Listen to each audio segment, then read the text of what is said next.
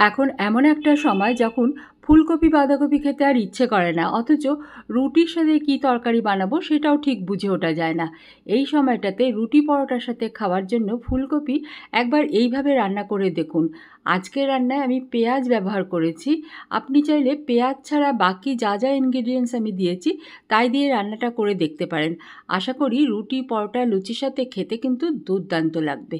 আসুন তাহলে শম্পার রান্নাঘরের আরও একটা নতুন পর্বে সবাইকে নমস্কার, অনেক ভালোবাসা আর স্বাগত জানিয়ে শুরু করি আজকের পর্ব। আজ আমি বেশ বড় সাইজে একটা ফুলকপি এরকম ছোট ছোট টুকরো করে কেটে নিয়েছি।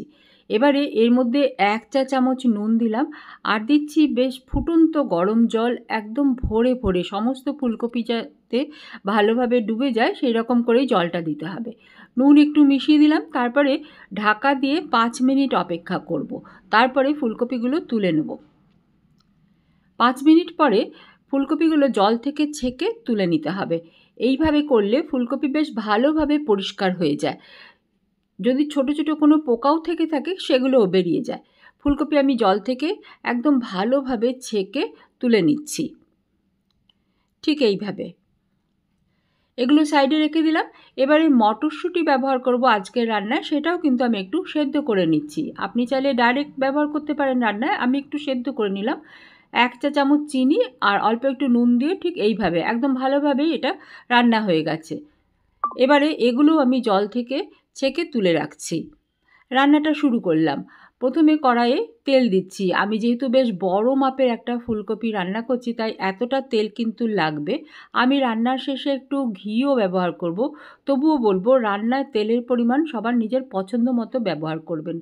হালকা গরম তেলের মধ্যে 1/2 চা চামচ গোটা জিরে, একটা তেজপাতা আর 2টো শুকনো লঙ্কা ফোড়নে দিলাম। তেল বেশ ভালোভাবে গরমও হয়ে গেল আর ফোড়নটাও সুন্দরভাবে ভাজা হয়ে গেল। এবারে এর মধ্যে দিয়ে দিচ্ছি একটা মিডিয়াম সাইজের পেঁয়াজ, বেশ মিহি করে কুচিয়ে নিয়েছি, সেটা দিয়ে দিলাম। পেঁয়াজটা দেওয়া হয়ে গেলে বেশিক্ষণ কিন্তু ভাজবো না, একদম লাল করে দেবো না, তাহলে আবার তরকারির স্বাদ অন্যরকম হয়ে যায়। হালকা করে ভাজবো। হালকা একটু যখন ভাজা ভাজা হয়েছে তখন এর মধ্যে আমি টমেটোও ব্যবহার করব আজকে। সেই টমেটোটা একদম ছোট ছোট করে কেটে রেখেছি, সেটাও দিয়ে দিচ্ছি। একটা মিডিয়াম সাইজের টমেটো, সেটা দিয়ে দিলাম।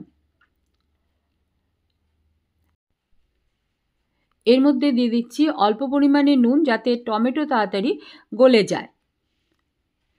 সামান্য একটু নুন দিলাম, রান্নায় পরেও নুনের ব্যবহার করব। নুন মিশিয়ে টমেটো আর পেঁয়াজ ভালোভাবে একটু ভেজে নিচ্ছি। টমেটো পুরোপুরি গলে যাওয়া পর্যন্ত রান্না করে নিচ্ছি। দেখুন ঠিক এই অবস্থায় যখন এসছে তখন এর মধ্যে কিছু মশলা দেবো। দিয়ে দিচ্ছি 1 চা চামচ আদা বাটা, আমি মিহি করে গ্রেট করে দিয়েছি, আপনার কাছে বাটা আদা থাকলে সেটাই দেবেন। দিলাম 1/2 চা চামচ গুঁড়ো জিরে, 1 চা চামচ গুঁড়ো ধনে, 1/2 চা চামচ হলুদের গুঁড়ো আর স্বাদ মতো লঙ্কার গুঁড়ো। সমস্ত কিছু মিশিয়ে বেশ তেল ছেড়ে আসা পর্যন্ত কষিয়ে নিতে হবে। এর মধ্যে অল্প একটু জল দিয়ে দিলে মশলাটা পুড়ে যাবার ভয় থাকবে না।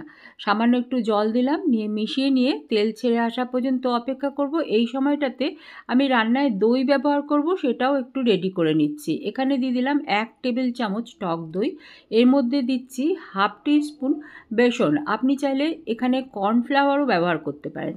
আমি 1/2 টিস্পুন বেসন দিলাম, নিয়ে ভালোভাবে এটা মিশিয়ে রেখে দিচ্ছি। যেহেতু দইটা ভীষণ ঘন তাই অল্প একটু জল মিশিয়ে দিলাম, যাতে এটা রান্নায় ভালোভাবে মিশে যেতে পারে। সামান্য একটু জল মিশিয়ে রেখে দিচ্ছি। অল্প একটু হিং ব্যবহার করলাম।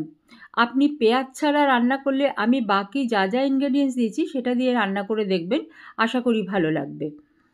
মশলা থেকে তেল ছাড়তে শুরু করেছে। এই সময়তে আমি যে দই গুলে রাখলাম বেসনের সাথে, সেটা আরেকবার নেড়ে নিয়ে তারপরে দিয়ে দিলাম এর মধ্যে।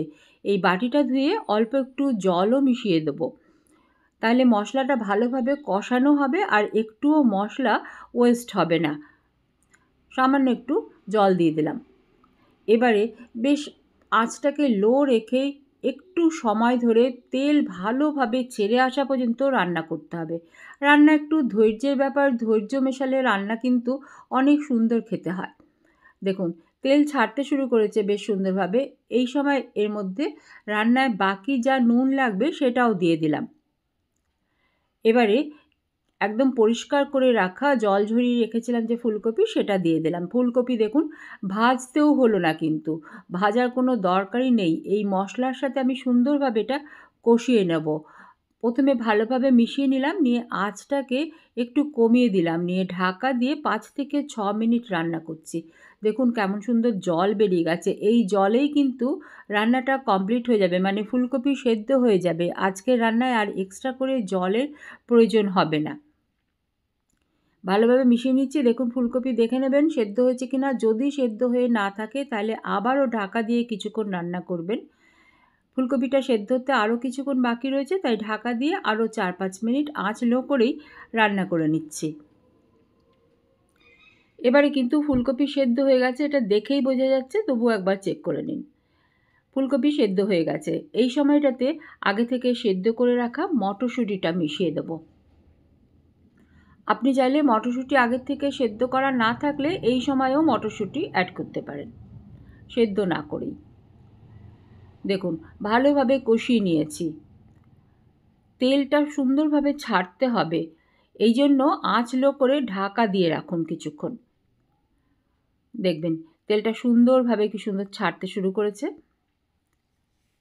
রান্না কিন্তু আমাদের কমপ্লিট। জল ছাড়াই ফুলকপির চচ্চড়ি বলতে পারেন, এটা তৈরি হয়ে গেল। তবে একদম শুকনো শুকনো না রেখে এতে আমি অল্প একটু গরম জল মেশাবো, তাতে হালকা একটু মানে রসালো ভাবটা আসবে। রুটি পরোটার সাথে খেতে খুব ভালো লাগবে। দিয়ে দিলাম অল্প একটু গরম মশলার গুঁড়ো, 1/2 টিস্পুন চিনি, আর দিচ্ছি 1 টিস্পুন ঘি।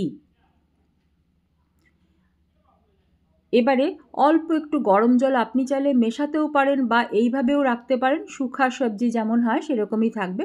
আমি অল্প একটু গরম জল মেশাচ্ছি, তারপরে ফুটিয়ে গেলেই নামিয়ে নেব।